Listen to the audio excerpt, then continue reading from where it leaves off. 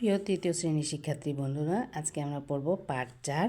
আবার পড়ি কার চিহ্ন। মানে আমরা এখন কার চিহ্ন বললাম। আমাদের কার চিহ্নগুলো কি রয়েছে? আকার, রসিকার, দীর্ঘিকার, রস্যকার, দীর্ঘকার, রিকার, একার, ঐকার, ওকার, ঔকার। ঠিক আছে। এবং এখানে কি বলা হয়েছে? নিচের বর্ণগুলোর সাথে কার চিহ্ন যোগ করে শব্দগুলো বানায়। নিচের বর্ণগুলো কি রয়েছে? ক, বর্গীয় জ, ত, প, ম। এই বর্ণগুলো দিয়ে এই কার চিহ্ন দিয়ে আমরা নতুন করে শব্দ বানাবো। তো আমি এখানে কিছু শব্দ লিখেছি, তোমরা দেখো। এই যে দেখো, এখানে ক দিয়ে লিখেছি কাক, কোকিল। বর্গীয় জ দিয়ে লিখেছি আমি জাম, জুতা। ত দিয়ে লিখেছি তিমি, তৃণ, তৈরি। প দিয়ে লিখেছি পেঁপে, পৌষ। এবং ম দিয়ে মৌমাছি, মই।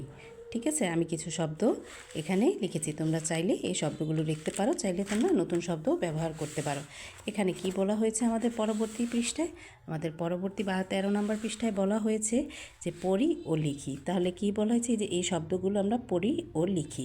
তার মানে এই শব্দগুলো আমরা পড়ব এবং নিচে লিখব। যেমন রিকার দিয়ে এখানে কৃষি, তৃণ, কৃষক।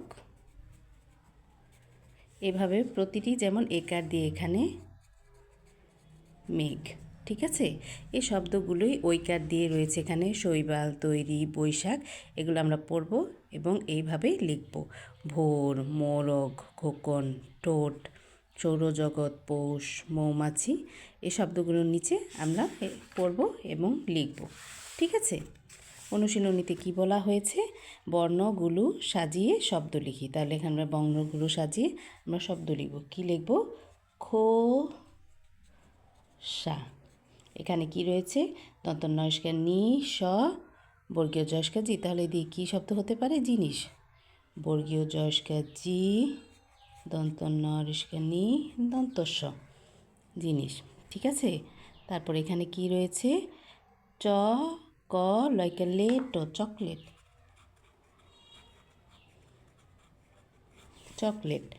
ঠিক আছে। এরপর রয়েছে আ, ম, ল, ক দিদি আর কি?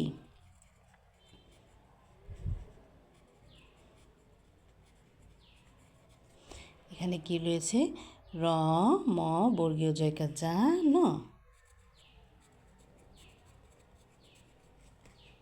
এখানে রয়েছে পৃথিবী। ঠিক আছে। এখানে লিখবো দৈকার দই, দন্ত নস্কার নি, ক, দৈনিক। কৌটা। কৌটা, দেখা, শোনা।